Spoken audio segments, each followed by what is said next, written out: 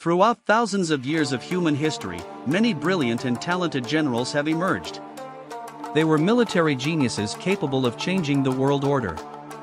War has been a part of history, bringing death and immense loss to humanity. However, war has also been the cradle that produced many heroes. Who are they?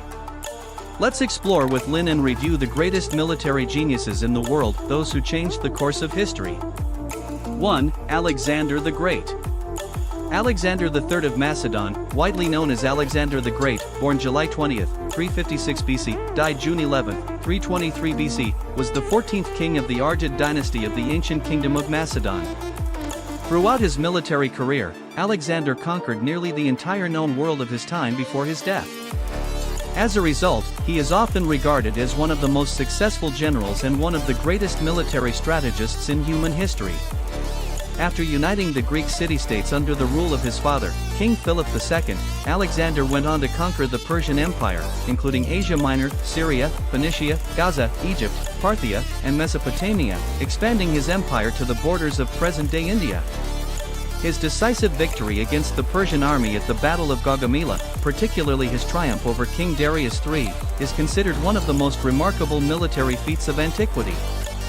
Additionally, he defeated the Scythians, a formidable warrior nation of the time. Alexander's legacy includes the widespread dissemination of culture and the fusion of civilizations influenced by his conquests, most notably the rise of Greco-Buddhism. He founded approximately 70 cities named after himself, the most famous being Alexandria in Egypt. These new cities, inhabited by Greek settlers, played a significant role in spreading Greek culture throughout the East, leading to the development of Hellenistic civilization. The impact of this culture remained evident in the traditions of the Byzantine Empire, which lasted nearly 2,000 years after his death. Alexander lived on in history and in the legends of both Greek and non-Greek cultures, even during his lifetime and especially after his passing. His conquests inspired a literary tradition in which he was portrayed as a legendary hero in the style of Achilles or Aeneas. He remained undefeated in battle and became the benchmark for military commanders throughout history. Even today, military academies worldwide continue to study his tactics.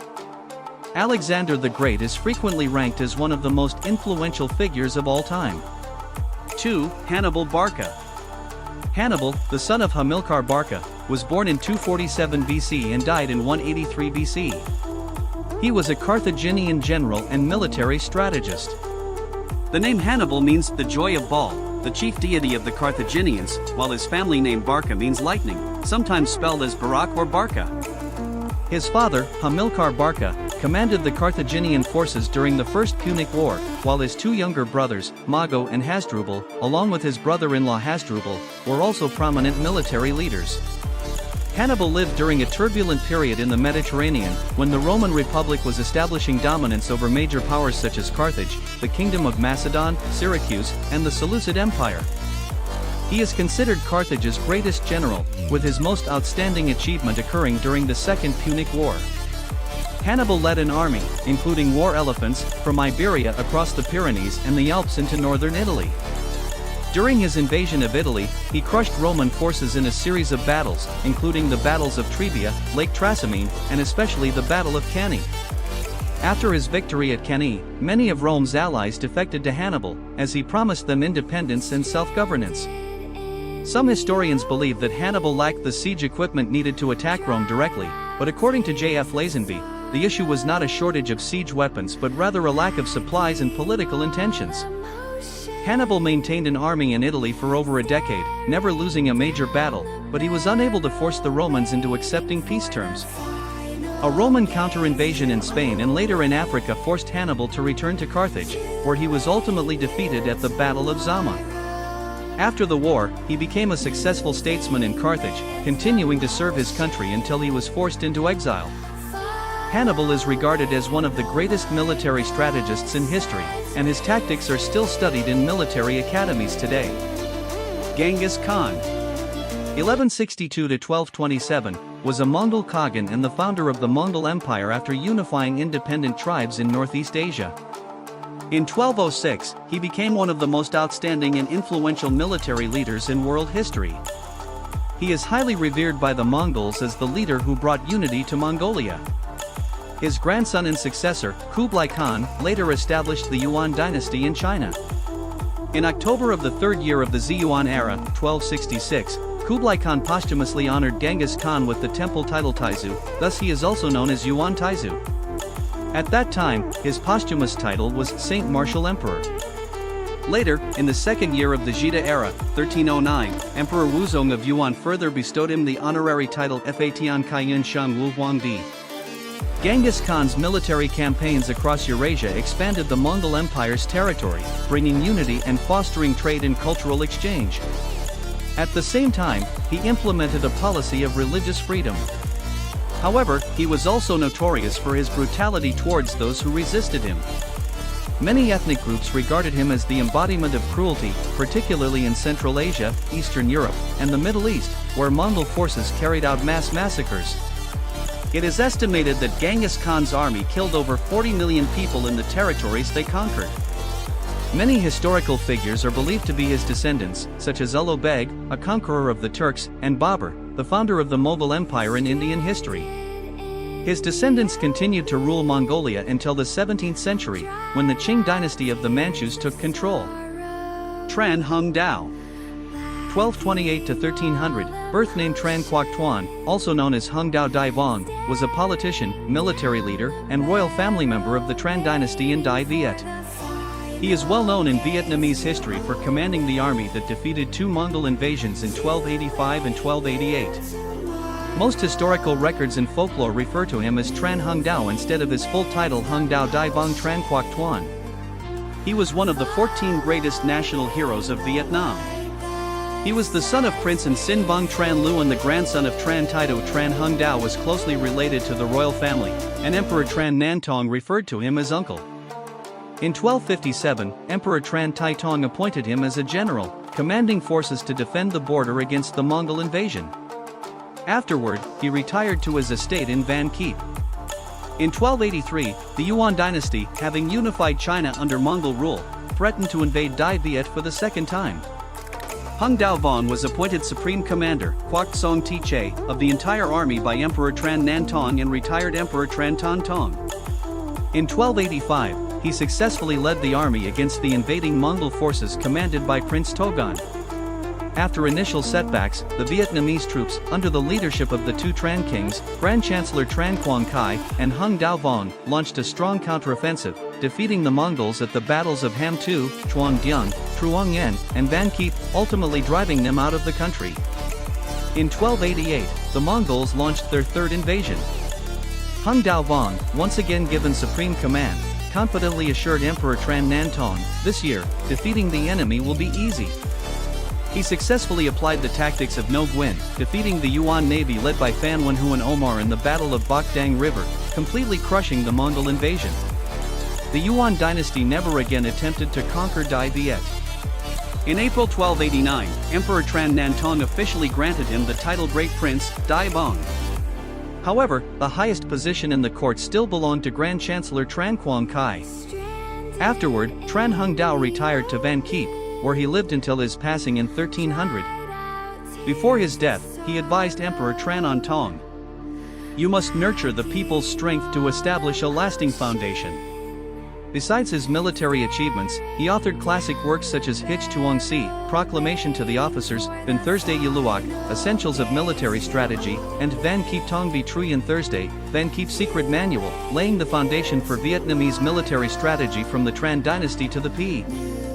Resent Day. Oliver Cromwell.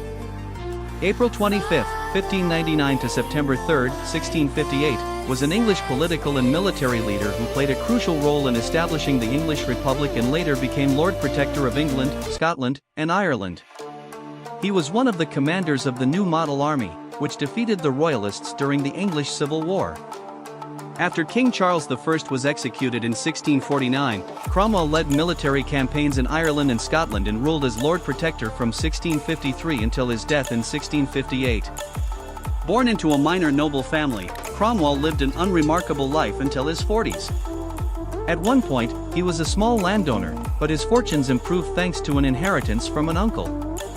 Around the same time, Cromwell converted to Puritanism and was elected to Parliament for Cambridge. As a fearless warrior, he earned the nickname Ironsides and rose to prominence by leading cavalry units against the Royalist army.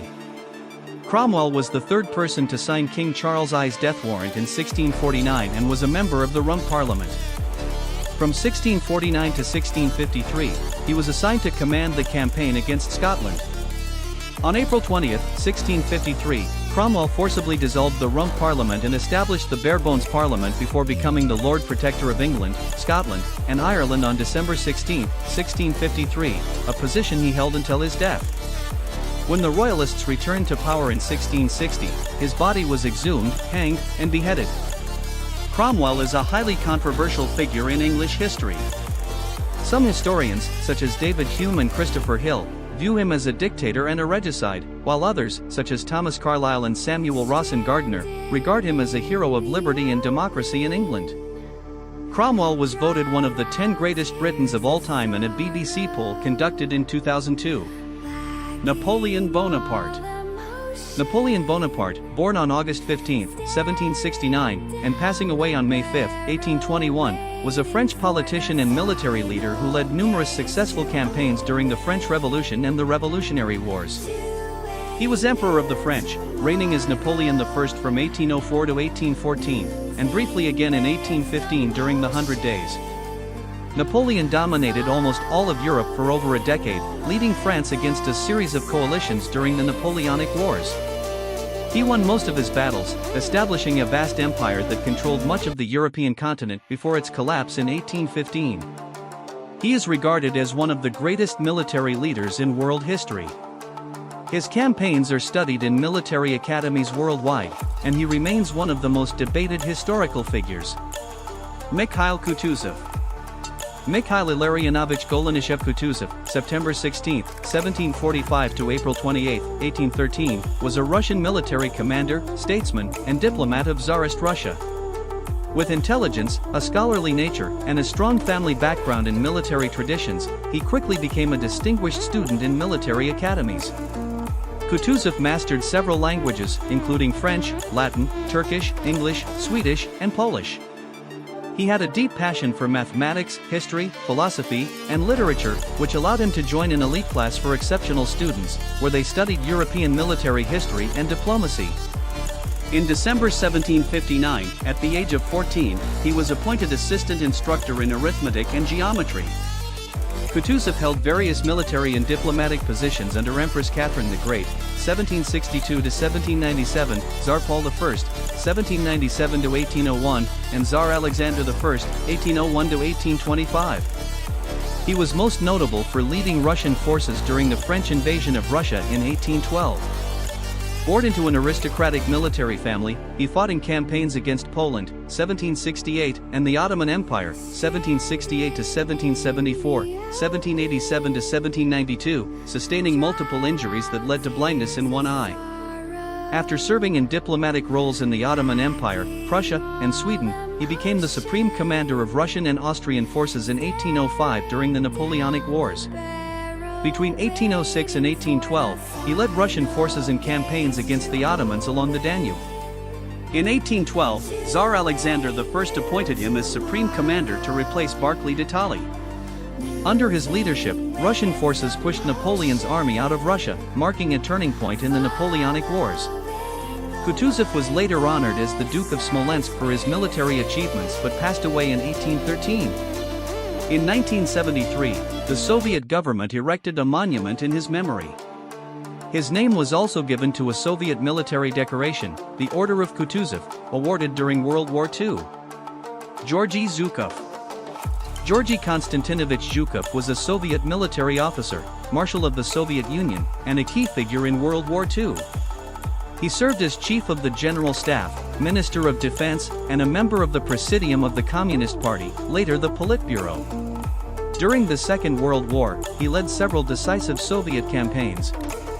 Born into a poor peasant family in central Russia, Zhukov joined the Imperial Russian Army and fought in World War I. He later served in the Red Army during the Russian Civil War and gradually rose through the ranks. In 1939, he commanded Soviet forces in the Battle of Kokhin Gol against the Japanese, securing a major victory and earning his first Hero of the Soviet Union award. In February 1941, Zhukov was appointed Chief of the General Staff. After the German invasion of the Soviet Union, he was removed from this position but later played crucial roles in defending Leningrad, Moscow, and Stalingrad. He planned and executed major offensives, including the Battle of Kursk and Operation Bagration. In 1945, Zhukov commanded the First Belarusian Front in the Vistula-Oder Offensive and the Battle of Berlin, leading to Nazi Germany's defeat. He accepted Germany's surrender and oversaw the victory parade in Moscow.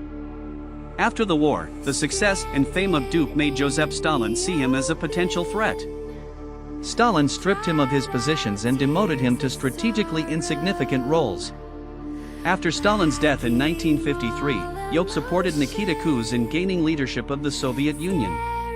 In 1955, he was appointed Minister of Defense and became a member of the Presidium. However, in 1957, Dukak lost favor again and was forced to retire. He never returned to politics and passed away in 1974. General Vongwin Jayap was born on August 25, 1911, in an Exe village, La Tui Commune, La Tui District, Quang Ben Province, in a Confucian family. He was the son of Bo Quang Niam, Vongwin, a virtuous Confucian scholar, and Wen Ti Ken. His family was poor, constantly borrowing at high interest from wealthy households such as Kwa Oi, a rich Chinese businessman from the neighboring Tai Lok village. Vongwin Jayap once accompanied his mother in rowing a boat loaded with rice to repay debts. Although still young, the stories his mother told him at night about General Tun That Thuyet, Emperor Hamgi, and the Kenbang movement, calling scholars and the people to resist the French to protect the nation, as well as his father's accounts of the anti-French resistance through the emotional poem That Thursday Kindu, The Fall of the Capital, left an everlasting impression on him.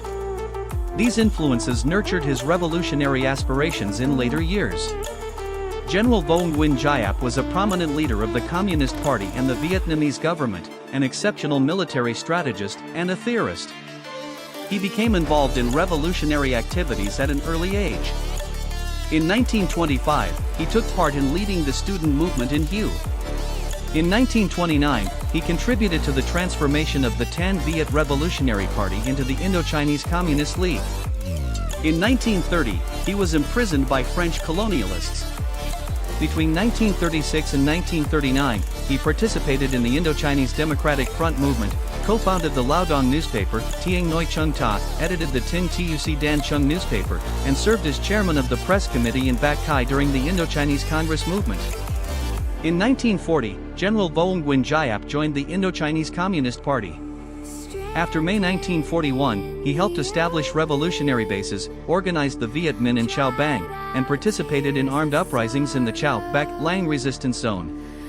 In 1942, he led the Nam Tien Vanguard Unit, conducting armed propaganda missions to open communication between the mountainous areas and the northern delta. General Vongwin Jayap authored numerous influential military works, including Liberated Zone, 1946, The Liberation Army, 1947, The Three-Stage Strategy of Revolutionary War and the People's Army, 1950, Dien Bien Phu, 1964. Several issues on the military line of the party, 1970. Arming the Masses, Building the People's Army, 1972. The National Liberation War and the Defense of the Homeland, 1979. Ho Chi Minh's Thought and the Path of the Vietnamese Revolution, 2000. For his immense contributions to the Vietnamese Revolution, General Vongwin Jayap was awarded numerous prestigious honors by the party and the state, including the Gold Star Medal, 2 Ho Chi Minh Orders, 2 First-Class Military Merit Orders, the 70-year party membership badge, and many other medals and high honors.